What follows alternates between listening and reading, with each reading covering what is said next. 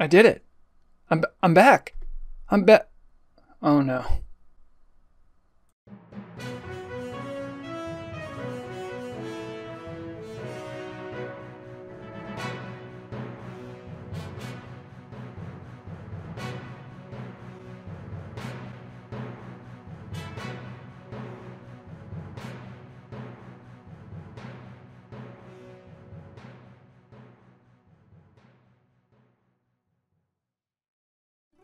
Welcome to Turtle WoW News with Vrograg. I'm your news anchor orc, Vrograg Fishslayer, here to bring you all the server news for the week of September 26, 2023.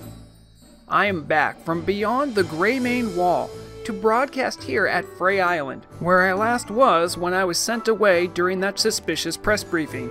More on that later.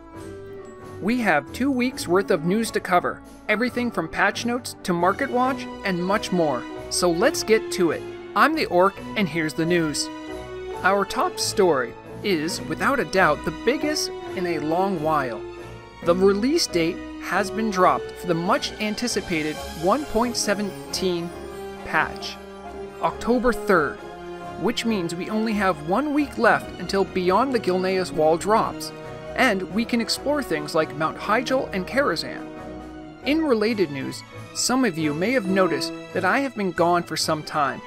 While I dearly love giving you fine folk the news, my talents were needed in helping to make a survival guide for 1.17 at the request of some higher powers.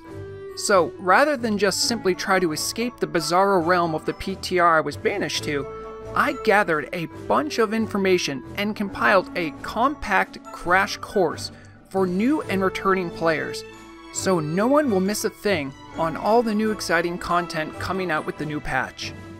Turtle WoW News is proud to announce that the premiere of this survival guide will be airing tomorrow here on Turtle WoW News. So make sure to keep an eye for official announcements from the Turtle WoW team or here on the channel to watch it as soon as it comes out.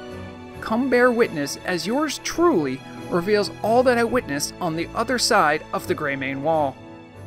Our next top story is catching everyone up on the continuing saga of Turtle WoW and its many new servers and the growing pains that have been coming with the many expansions.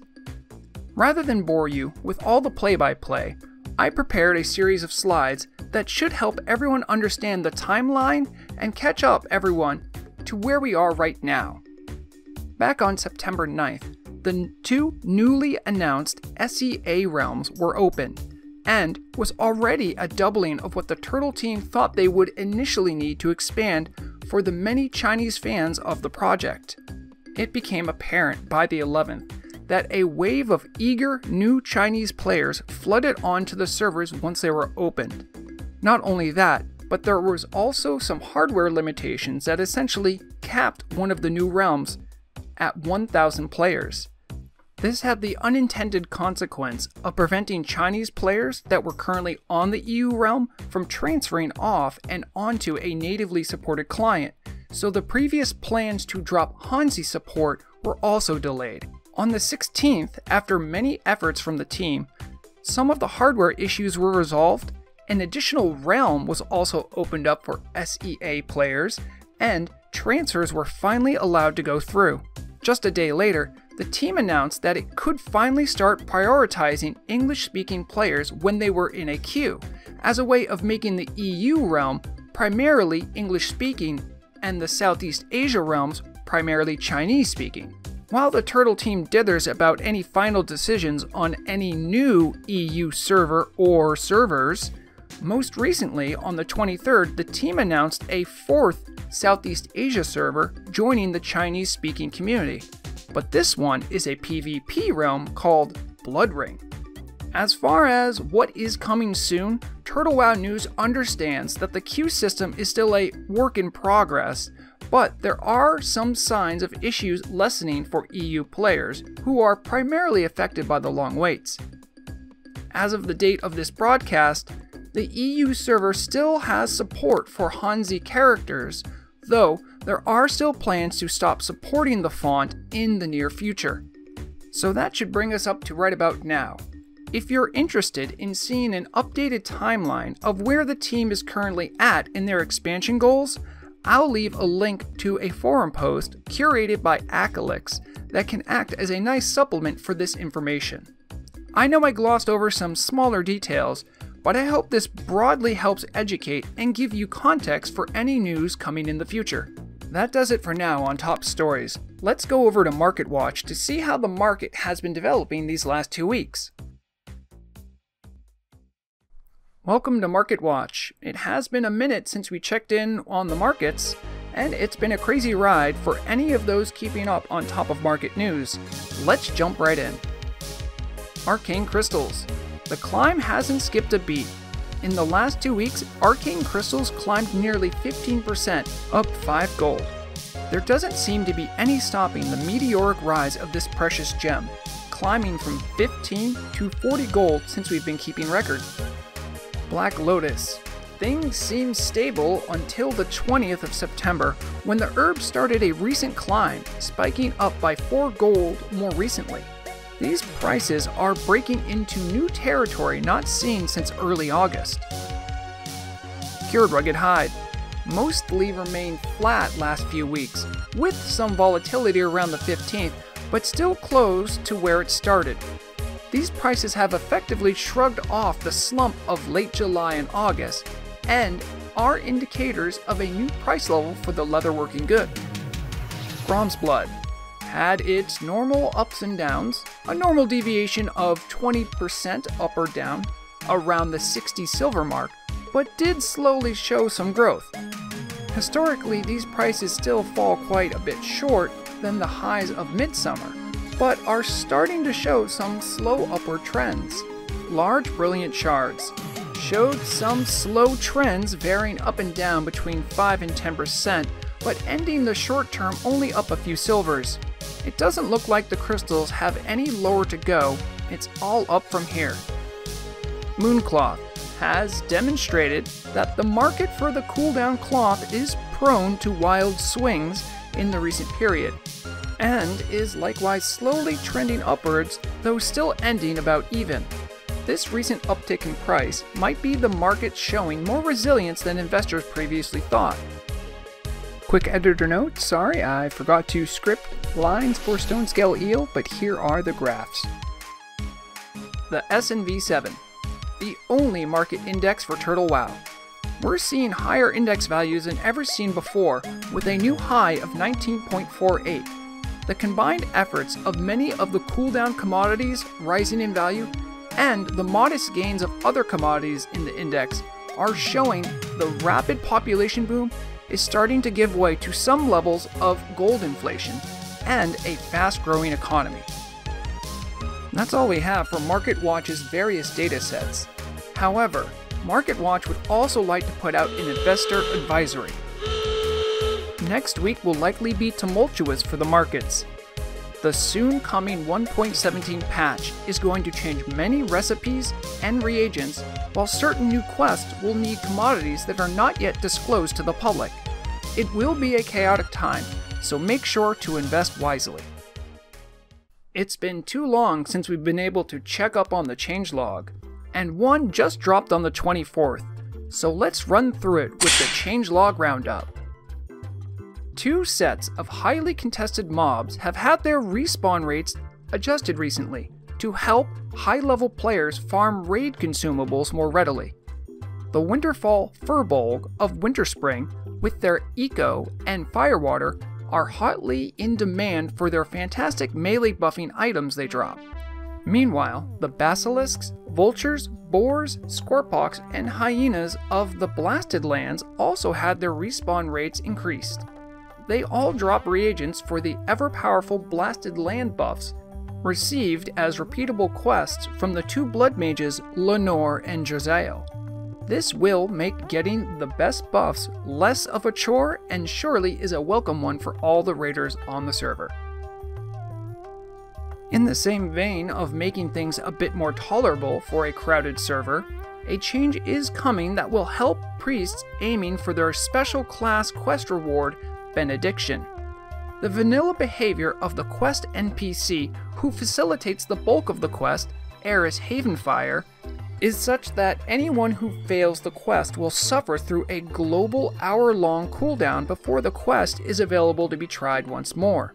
This also means any other priests also wanting to try will also have to suffer through the hour-long waiting period. This changelog says that now the cooldown will be reduced to only 15 minutes, so more priest hopefuls can get their chance at the iconic staff. Good luck, brothers and sisters of the light, but watch out for the cleaner. For any would-be assassins hoping to catch the goblin guards of Ratchet sleeping on the job, the recent changelog has increased their aggro range. This change was likely due to a bug report made by Thorhan, observing players being corpse camped while in the normally peaceful port town of Ratchet. Good work, Thorhan. Thanks for keeping Ratchet safe. A long-awaited fix has finally come for those who stack agility.